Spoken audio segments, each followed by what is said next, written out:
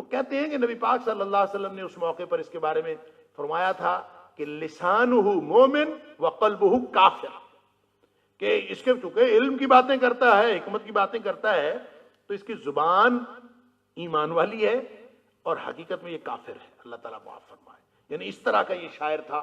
تو بعض لوگوں نے، مفسرین نے کہا کہ اس سے مراد امیہ بن ابی سلط۔ اب بات یہ ہے کہ یہ الذی کی وجہ سے، جیسے میں نے پہلے عرض کیا کہ یہ معرفہ کے لیے آتا ہے، مفسرین کو یہ تکلف کرنا پڑا کہ وہ کبھی امیہ بن سلط کو یا بلعام کو اس کے لیے متعین کرتے ہیں، اس شخص کے لیے۔ لیکن حقیقت بات یہ ہے کہ جب قرآن نے اس شخص کا نام نہیں لیا، جب نبی پاک صلی اللہ علیہ وسلم نے جن کی ڈیوٹی یہ تھی کہ قرآن کی کوئی غیر واضح بات واضح کرے، یہ ڈیوٹی تھی نبی پاک صلی اللہ علیہ وسلم۔ وَأَنزَلْنَا إِلَيْكَ الذِّكْرَ لِتُبَيِّنَ لِلنَّاسِ مَا نُزِّلَ إِلَيْهِمْ۔ اے حبیب صلی اللہ علیہ وسلم، آپ کی طرف ہم نے قرآن نازل کیا ہے تاکہ آپ لوگوں کے لیے واضح کریں کہ ان کی طرف کیا نازل ہوا ہے۔ تو یہ ڈیوٹی تھی نبی پاک صلی اللہ علیہ وسلم کی، یہ تبیین کرنا۔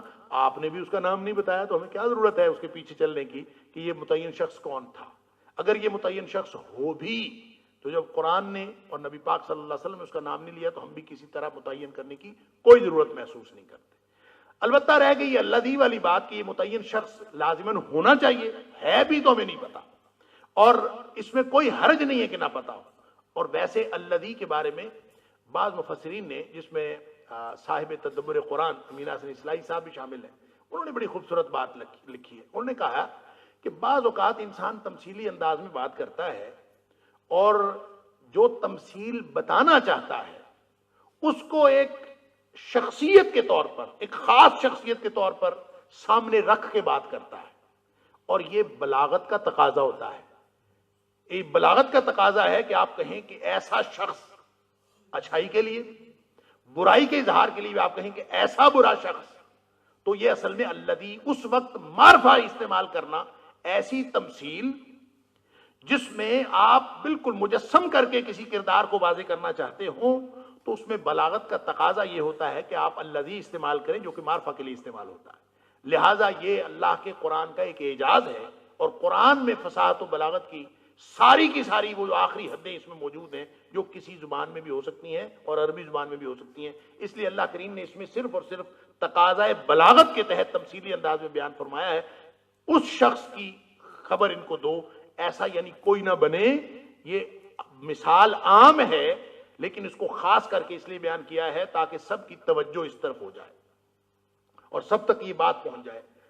فن سلخ منہا، اس کو آیتیں ملیں، وہ اس میں سے نکل گیا۔ فاتبعہ الشیطان، اس کو شیطان نے اپنے پیچھے لگا لیا۔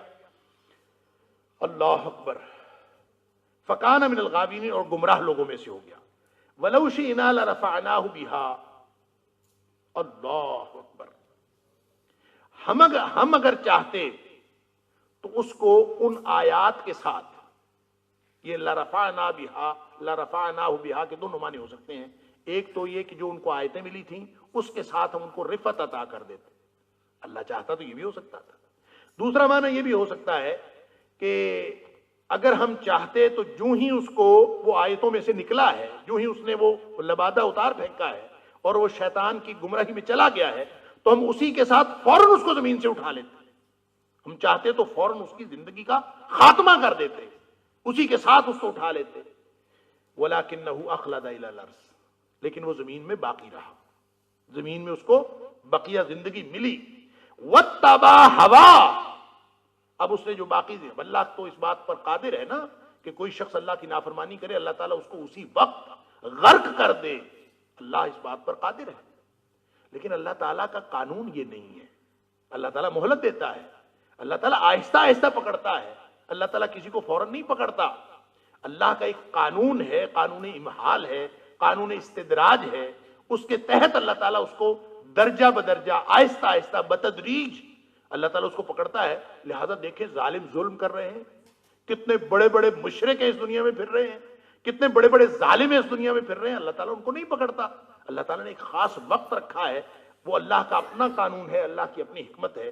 لہذا فرمایا کہ وَلَكِنَّهُ أَخْلَدَ إِلَى الْأَرْضِ، وہ زمین میں رہا، وَاتَّبَعَ هَوَاهُ، لیکن رہا پتہ کیسے؟ اپنی خواہش کی پیروی کرتا رہا۔ یعنی خواہش کا بندہ بن کے زندگی گزاری اس نے، جو مزاج یار میں آئے، جو جی میں آئے وہ کیا، جو جی چاہا وہ کیا، اللہ میری مرضی، اس طرح زندگی گزاری، اللہ کی مرضی نہیں، میری مرضی۔ یہی فرق ہے، اصل فرق یہ ہے، ایک شخص، اصل مقابلہ، اگر اصل امتحان ہی یہ ہے کہ کون شخص اپنی خواہشات کے مطابق زندگی گزارتا ہے اور کون شخص اپنی خواہش ہونے کے باوجود اللہ اور اس کے رسول صلی اللہ علیہ وسلم کی مرضی سے زندگی گزارتا ہے، یہی تو امتحان۔ لیکن اس نے زندگی گزاری وَاتَّبَعَ هَوَاهُ، اپنی ذاتی خواہشات کے مطابق، فَمَثَلُهُ كَمَثَلِ الْكَلْبِ، اس کی مثال ایسے ہے جیسے کتا۔ اللہ اکبر، یہ ہے وہ وجہ جو میں عرض کر رہا تھا کہ اس کی کتے کی سی زندگی ہے۔ اللہ فرماتا ہے اس کی مثال کتے جیسی ہے، ان تحمل علیہ یلہث، اگر تو اس کے اوپر پتھر اٹھائے یا حملہ کرے، یلہث تو اس کی زبان باہر نکلی ہوتی ہے اور وہ ہانپ رہا ہوتا ہے، او تترک ہو، یا آپ ویسے ہی کتے کو چھوڑ دیں، اس کو نہ اس کے اوپر نہ پتھر اٹھائیں، کچھ بھی نہ کہیں، یلہث اس کی حالت وہی ہے، وہ پھر بھی ہانپ رہا ہوتا ہے۔ اور لاحسہ، لحظ جو ہوتا ہے اس کا معنی ہوتا ہے زبان، پیاس کی شدت کی وجہ سے زبان باہر نکالنا اور یا تھک جانا، تھکا ماندہ ہونا۔ تو آپ دیکھیں کوئی بھی کتا، چاہے وہ اچھے حالات میں ہو چاہے وہ برے حالات میں ہو، زبان اس کی باہر ہی ہوتی ہے۔ اور کیوں ہوتی ہے اس کے لیے بعض ماہرین نے تو اس کی طبی وجوہات بھی بیان کی ہیں کہ اس کے پاس وہ سسٹم ہی نہیں ہے کہ وہ گرم ہوا باہر نکال لے، باہر سے تازہ ہوا اندر لے جائے، اس کے پاس وہ سسٹم ہی نہیں ہے، لہذا ہر وقت اس کو یہ احساس رہتا ہے کہ میرے اندر گرمی گرمی ہے۔ تو چاہے وہ سردیاں ہوں چاہے گرمیاں ہوں، چاہے حالات جتنے مرضی خوشگوار ہوں، جتنی مرضی خوشگوار فضا میں بیٹھا ہو، کتے کو اللہ نے فطرت ہی ایسی دی ہے کہ اس کی زبان آپ کو باہر ہی دیکھے گی اور وہ ہاں بھی رہا ہوگا۔ اب اچھے حالات میں کھانا کھا کے بھی ہانپتا ہے، وہ بھوکا بھی ہانپتا ہے۔ اللہ نے مثال دی ہے، دنیا پرست آدمی کتے جیسا ہوتا ہے، اس کے پاس اربوں ہو خربوں ہو، وہ پھر بھی اسی طرح اس کی زبان باہر ہوتی ہے۔ اللہ اکبر۔ اور جس کو اللہ نے وہ احساس دیا ہو، فطرت کی وہ تازگی عطا فرمائی ہو جو توحید پر مبنی ہے، جس کو اللہ تعالیٰ نے انسانیت پر قائم رکھا ہو، تو اس کو کبھی بھی حالات اس کے اچھے ہوں یا حالات اس کے برے ہوں، وہ کبھی کتے کی طرح ہانپتا نہیں ہے، زبان باہر نہیں نکالتا۔ اللہ اکبر۔ فرمایا کہ ان تحمل علیہ یلہث، یہ زبان باہر نکالتا ہے، لٹکا کے بیٹھا ہوتا ہے، اور تترک یلہث، چاہے آپ حملہ کریں چاہے آپ اس کو چھوڑ دیں۔ ذالک مثل القوم الذین کذبوا بآیاتنا۔ اب یہاں سے یہ محسوس ہوتا ہے کہ وہ جو خاص آدمی کی مثال ہے نا، اللہ تعالیٰ نے خاص آدمی کی مثال نہیں دی بلکہ خاص قوم کی مثال دی ہے۔ وہ جو پیچھے الذی فرمایا تھا نا، تو ممثل کر کے ایک آدمی کو ایک اس کی تجسیم کر کے، اس کو معرفہ بنا کے، اس کا کردار سامنے رکھ کے اصل میں ایک قوم کی نشاندہی کی جا رہی ہے۔ ذالک مثل القوم، تو کس قوم کی بات ہو رہی ہے؟ ایک ہی قوم ہے دنیا میں جو کتوں جیسی زندگی گزارنے پر اللہ کے غضب کی وجہ سے وہ اسی پر رہتی ہے، اسی پر پکی ہے، اور وہ قوم ہے یہودیوں کی قوم۔ کہ ان لوگوں نے، اس کے بارے میں اللہ تعالیٰ نے سورہ مائدہ میں ہم پڑھا ہے، اکالون للسحت سماعون للکذب اکالون للسحت۔ اللہ، پرلے درجے کے جاسوسیاں کرنے والے اور پرلے درجے کے حرام خور۔ اکالون للسحت، آکل ہوتا ہے کھانے والا، حرام کھانے والا، یہ آکل نہیں ہے، اکال ہے، ان کی پوری زندگی ہی حرام خوری میں گزری ہے۔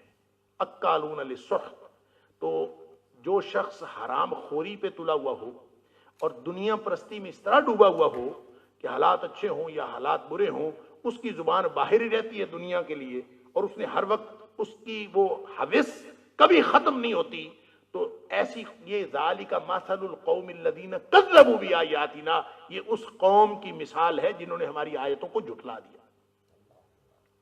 فَقْصُصِ الْقَصَصَ لَعَلَّهُمْ يَتَفَكَّرُونَ، یہ کہانی، یہ کردار ان کے سامنے بیان کیجئے، ہو سکتا ہے ان کو کوئی سوچ آ جائے۔ اللہ اکبر۔ فَقْصُصِ الْقَصَص، ان کے سامنے یہ کہانی بیان کیجئے، لَعَلَّهُمْ يَتَفَكَّرُونَ، شاید کہ وہ سوچنے پر لگ جائیں، سا مثلا القوم، بڑی بری مثال ہے، یعنی یہ جو مثال دی اس سے بری مثال کوئی ہو سکتی؟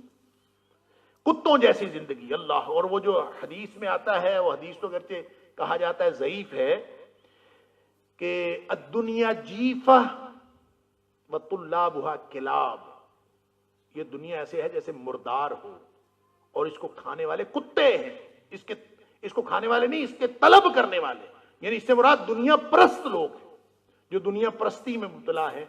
دنیا میں زندگی تو سب نے گزارنی ہے، دنیا میں زندگی گزارنا اور چیز ہے، اللہ کی نعمتوں سے استفادہ کرنا اور چیز ہے، اور دنیا پرستی، اس کو پوجنا اور اسی کے مطابق خواہشات رکھنا اور اسی خواہشات کے مطابق زندگی گزارنا یہ اور چیز ہے۔ تو جو دنیا پرست قوم ہوتی ہے، جو اللہ کی آیتوں کو جھٹلا کر زندگی گزارتی ہے، ساء مثلا القوم، ایسی قوم کی مثال بہت ہی بری ہے، الذین کذبوا بآیاتنا، جنہوں نے ہماری آیتوں کو جھٹلا دیا، وانفسہم کانوا یظلمون، اور وہ اپنی جانوں پر خود ہی ظلم کرنے والے تھے۔ من یہد اللہ فہو المہتدی، جس کو اللہ ہدایت دے دے وہی ہے ہدایت پانے والا، ومن یضلل، اور جس کو اللہ اپنے قانون کے مطابق گمراہی کے راستے پر جانے دے، فاولئک هم الخاسرون، یہی وہ لوگ ہیں جو خسارہ پانے والے ہیں۔ گمراہی کا راستہ بھی اللہ نے بنایا ہے اور جو ہدایت کا راستہ ہے وہ بھی اللہ نے بنایا ہے۔ اس اعتبار سے اللہ تعالیٰ، نبی پاک صلی اللہ علیہ وسلم فرماتے، ہر خطبے میں پڑھا کرتے تھے، من یہد اللہ فلا مضل لہ ومن یضلل فلا ہادی لہ، جس کو اللہ ہدایت دے دے اس کو کوئی گمراہ نہیں کر سکتا، اور جس کو اللہ گمراہ کر دے اس کو کوئی ہدایت دینے والا نہیں۔ اس کا مطلب یہ نہیں ہے کہ اللہ تعالیٰ کو گمراہی پسند ہے، نعوذ باللہ من ذالک، تو اللہ تعالیٰ کچھ لوگوں کو گمراہ کر دیتا ہے، نہیں، اللہ تعالیٰ نے گمراہی کا راستہ اور ہدایت کا راستہ کھولا ہوا ہے۔ انا ہدیناہ السبیل اما شاکرا و اما کفورا، چاہے کوئی ہدایت کے راستے پر چلا جائے، چاہے کوئی گمراہی کے راستے پر چلا جائے۔ اب اگر اللہ چاہے تو اللہ یہ جو گمراہی پر راستے پہ جا رہا ہے اس کو روک سکتا ہے نا، اللہ تعالیٰ چاہے تو روک سکتا ہے، اگر وہ روک لے تو امتحان نہ ہو، اس لیے وہ نہیں روکتا، وہ جانے دیتا ہے، یہ معنی اس کا۔ راستہ اس نے چھوڑا ہوا ہے، وہ اللہ تعالیٰ اس کو نہیں روکتا، انسان اپنی مرضی سے اپنے کسب سے جاتا ہے جو نیکی کے راستے پر جاتا ہے۔ تو اصل میں چونکہ گمراہی کا راستہ بھی اور ہدایت کا راستہ بھی اپنے ایجاد کے اعتبار سے اور خلق کے اعتبار سے اللہ کے ہاتھ میں ہے، اس لیے اس فعل کی نسبت اللہ کی طرف کی جاتی ہے کہ جس کو اللہ ہدایت دے دے اس کو کوئی ہدایت دے، اس کو کوئی گمراہ کرنے والا نہیں، اور جس کو اللہ گمراہ کر دے اس کو کوئی ہدایت دینے والا نہیں، یعنی اللہ اس کو گمراہی کے راستے پر جانے دے رہا ہے، کون شخص اس کو روک سکتا ہے؟ قانون، عدل، قانون کے مطابق وہ ادھر جانا چاہے تو جا سکتا ہے، ادھر جانا چاہے تو جا سکتا ہے، اللہ تعالیٰ نے قانون بنایا، لہذا اس قانون کے مطابق جو گمراہی کے راستے پر جاتا ہے فاولئک هم الخاسرون۔ اللہ اکبر۔ وَلَقَدْ ذَرَأْنَا لِجَهَنَّمَ كَثِيرًا مِنَ الْجِنِّ وَالْإِنسِ، اب دیکھیں وہی تقدیر کا مسئلہ پھر آ گیا کہ گمراہ کرنا ہے اور ہدایت دینا ہے، یہ اللہ کا کام ہے، یہ بندہ خود کماتا ہے۔ فرمایا وَلَقَدْ ذَرَأْنَا لِجَهَنَّمَ، ہم نے بہت ساری مخلوق کو پیدا کیا ہے جہنم کے لیے، اللہ اکبر۔ وَلَقَدْ ذَرَأْنَا لِجَهَنَّمَ، ہم نے پیدا کیا ہے جہنم کے لیے کثیرا من الجن والانس، بہت سارے جنوں اور انسانوں کو ہم نے پیدا ہی جہنم کے لیے کیا۔ آمین۔ اللہ تعالیٰ نے جہنم کے لیے پیدا کیا ہے، اس کا مطلب ہے جو جہنم کے لیے پیدا ہوا ہے اب اس کا کیا قصور ہے؟ نعوذ باللہ من ذالک۔ اصل میں یہ جو لے جہنم ہے نا، اس پہ اہل علم نے دو طرح سے گفتگو کی ہے، بعد میں عرض کر دیتا ہوں ہم عامیوں کے لیے کیا اس میں مفہوم ہے۔ یہ جو لام ہے نا لے جہنم، اس کے لیے اہل علم کا خیال یہ ہے کہ اس کے دو کیفیتیں ہو سکتی ہیں، ایک تو یہ کہ یہ لام عاقبت کا ہے، اور ایک یہ ہے کہ لام غایت کا ہے۔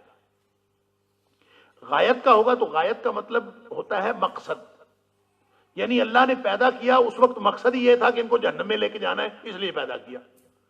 تو یہ غایت کا ہو تو پھر اس کا مطلب ہوگا کہ اللہ نے پیدا ہی جہنم کے لیے کیا، اور اگر لام عاقبت کا ہو تو اس کا مطلب ہوگا کہ یہ لوگ اپنے اعمال کے انجام میں اور اس کی عاقبت کے طور پر یہ جہنم کے لیے ہے، اور وہ اس کی وجہ کیا ہے، اسباب کیا ہیں، ان کے اعمال ہیں وہ جو آگے بیان ہوئے۔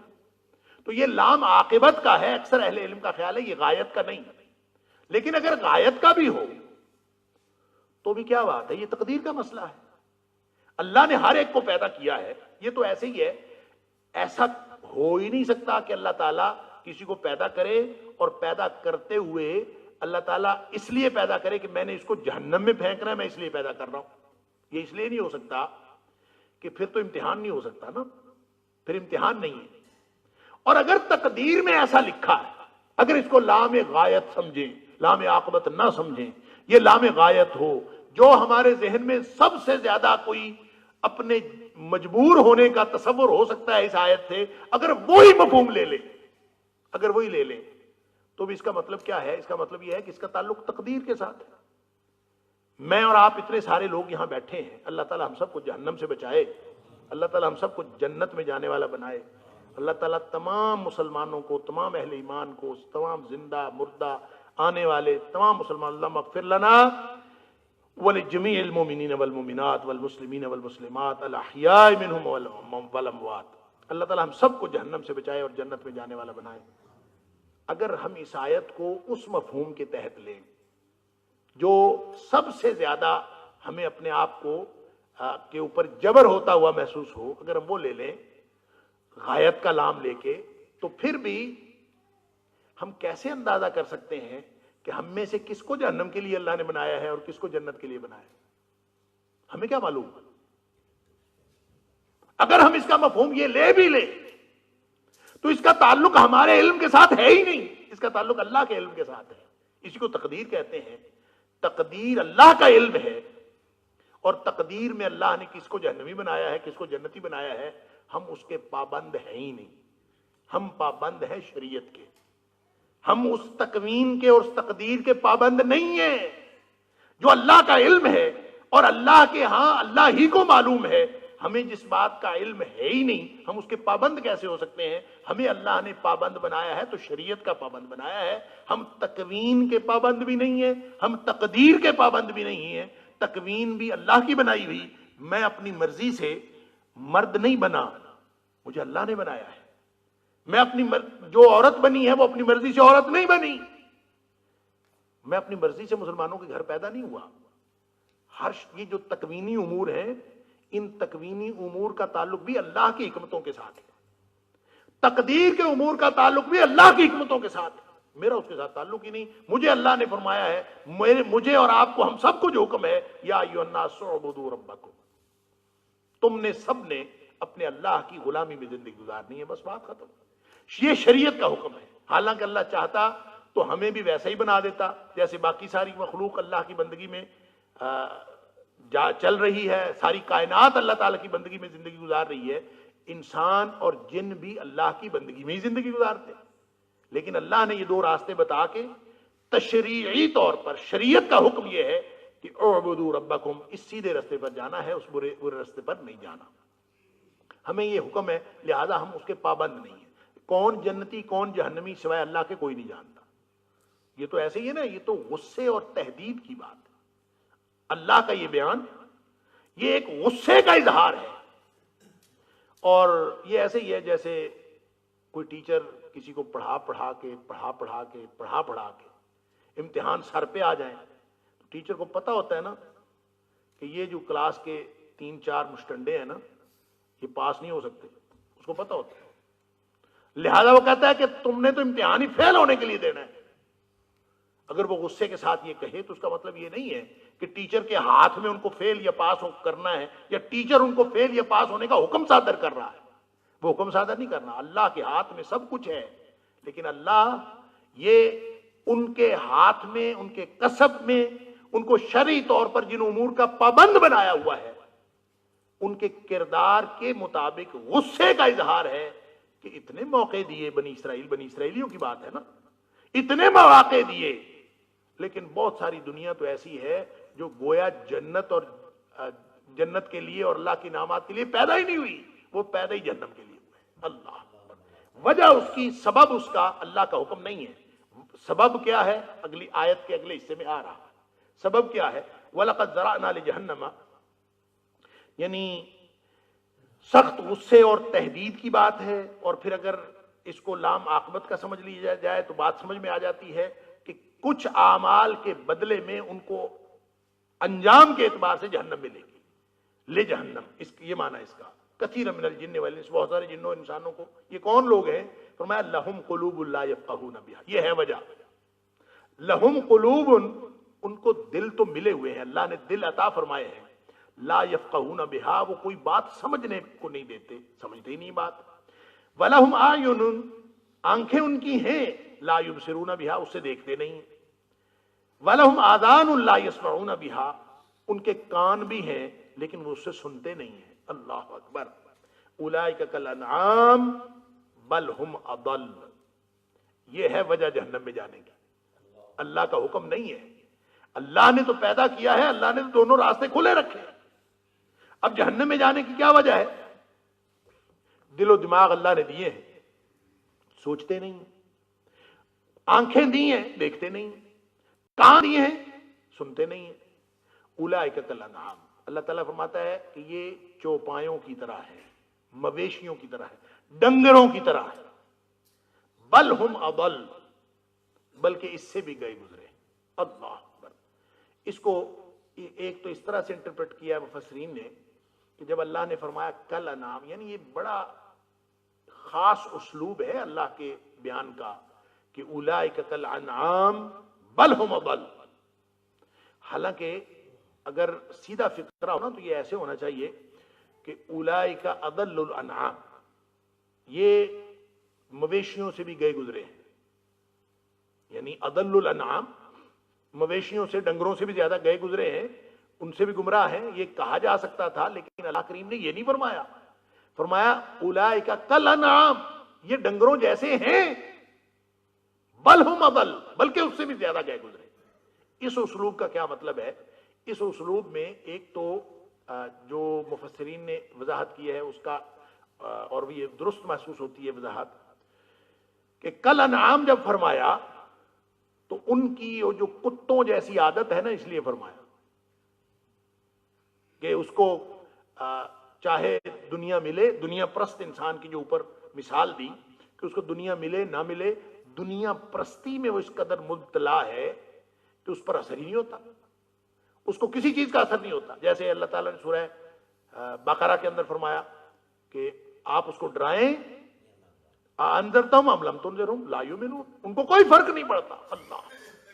اور ادھر سورہ اعراف کی آیت نمبر 193 میں یہی بات فرمائی، ان کو آپ چاہے ان کو بلائیں، چاہے آپ خاموش رہیں، کوئی فرق نہیں پڑتا ان کو. یہ تو دنیا پرستی میں ڈوبے ہوئے ہیں. تو گویا دنیا پرستی میں ڈوبا ہونے کی وجہ سے، یعنی کھانے پینے کے علاوہ اور کسی کی فکر ہی نہیں، کان، آنکھ، سمجھ، جو انسانی شعور کے حصے ہیں، جو انسانی شعور کا تقاضا ہے، وہ نہیں لیتے. کل انعام ہے، اس اعتبار سے فرمایا کہ یہ ڈنگروں جیسے ہیں. بل ہم اضل اس لیے فرمایا، اللہ اکبر، کہ بہت سارے جو جانور ہیں، بلکہ سارے ہی جانور، کوئی بھی اللہ کے حکم کی نافرمانی نہیں کرتا.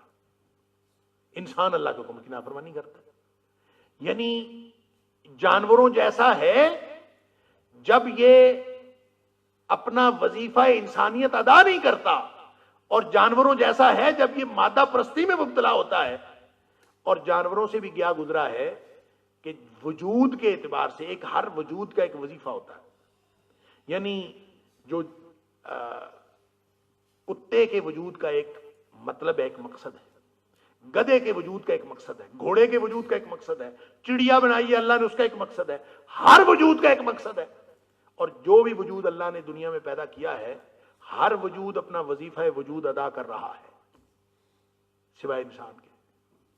گدھے نے کبھی اللہ کے حکم کی نافرمانی نہیں کی، گھوڑے نے کبھی اللہ کے حکم کی نافرمانی نہیں کی، چڑیا، کوا، جاندار، سارے کے سارے اللہ نے جو ان کی فطرت رکھ دی وہ نافرمانی کر ہی نہیں سکتے.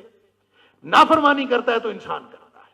یا یوں کہہ لیجئے کہ جو مقام اللہ نے گھوڑے کا بنایا ہے، گھوڑا اپنے مقام سے نہیں گرتا، گدھا اپنے مقام سے نہیں گرتا، گرتا ہے تو انسان اپنے مقام سے گرتا.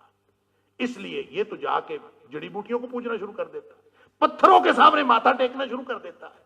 اس کو یہ سمجھ نہیں آتی کہ میرا مقام اللہ نے کیا بنایا تھا، میری فضیلت کیا تھی، اور اس کو اللہ نے تکریم کیا دی تھی. وَلَقَدْ كَرَّمْنَا بَنِي آدم، اس کو لَقَدْ خَلَقْنَا الْإِنسَانَ فِي أَحْسَنِ تَقْوِيمٍ، یہ شاندار وجود رکھنے کے باوجود ثم رددناہ اسفل سافلین، کیا بلندیاں ہیں اور کیا پستیاں ہیں، اس کو پتہ ہی نہیں ہے اپنے وجود کا، اس اعتبار سے بل ہم اضل۔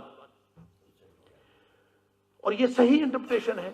اور ایک بات یہ ہو سکتی ہے کہ اگر اللہ تعالیٰ یہ فرما دیتا نا کہ اولئک اضل الانعام، کی جانوروں سے بھی گئے گزرے ہیں، تو بات سمجھ میں نہیں آنی تھی جو اللہ نے اب سمجھائی۔ اس کے اندر بہت بڑی بلاغت ہے، اور وہ کیا ہے؟ وہ نقطہ بلیغ یہ ہے کہ جب کل انعام فرمایا نا تو ایک مرحلہ طے ہوا، ایک درجہ انسان کو نیچے گرایا کہ تو گرا ہوا ہے کہ تو اپنے شرف انسانیت کو نہیں پہچانتا، تو گدوں جیسا ہو گیا، تو کتوں جیسا ہو گیا، تو جنگل کے چوہے اور بلی جیسا ہو گیا۔